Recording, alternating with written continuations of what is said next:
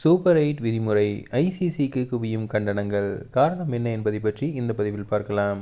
2026 T20 உலகக்கோப்பையின் super 8 சுற்றுக்கான விதிமுறைகள் மற்றும் அணிகள் பிரிக்கப்பட்ட விதம் குறித்து சர்வதேச கிரிக்கெட் கவுன்சில் கடுமையான விமர்சனங்களை சந்தித்து வருகிறது. அடுத்த சுற்றுக்கு தகுதி பெற்ற 8 அணிகள் பெயர்கள் முடிவான நிலையில் ஐசிசி பயன்படுத்திய முன் தரவரிசை அதாவது ப்ரீசீடிங் முறையினால் சமூக வலைதளங்களில் பெரும் விவாதம் கிளம்பியுள்ளது. இதன் விளைவாக லீக் சுற்றில் வெற்றி பெற்ற 4 குழு வெற்றியாளர்களும் ஒரே சூப்பர் 8 பிரிவில் இடம்பெற்றுள்ளனர். அதே சமயம் 2ஆம் இடம் பிடித்த 4 அணிகளும் மற்றொரு பிரிவில் சேர்க்கப்பட்டுள்ளனர். அதாவது தொடர் ஆரம்பித்ததற்கு முன்பே சில அணிகள் எந்த இடத்தை பிடித்தாலும் அவர்கள் குறிப்பிட்ட பிரிவில் தான் இருப்பார்கள் என்று முடிவு செய்யப்பட்டது. இதன் விளைவாக லீக் சுற்றில் 10வது பிரிவுகளில் முதலிடம் பிடித்த இந்தியா, தென்னாப்பிரிக்கா, மேற்கிந்திய தீவுகள் மற்றும் ஜிம்பாப்வே ஆகிய 4 அணிகளும் ஒரே பிரிவில் இடம்பெற்றுள்ளன. மறுபுறம் 2ஆம் இடம் பிடித்த பாகிஸ்தான், இலங்கை, நியூசிலாந்து, இங்கிலாந்து ஆகிய அணிகள் மற்றொரு பிரிவில் இடம்பெற்றுள்ளன.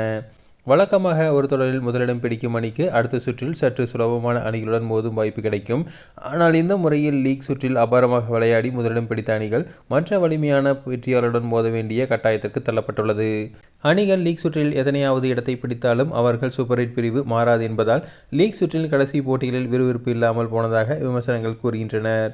உதாரணமாக இந்தியா தனது கடைசி லீக் போட்டியில் தோற்றிருந்தாலும் சூப்பர் 8 பிரிவில் மாற்றம் ஏற்பட்டிருக்காது.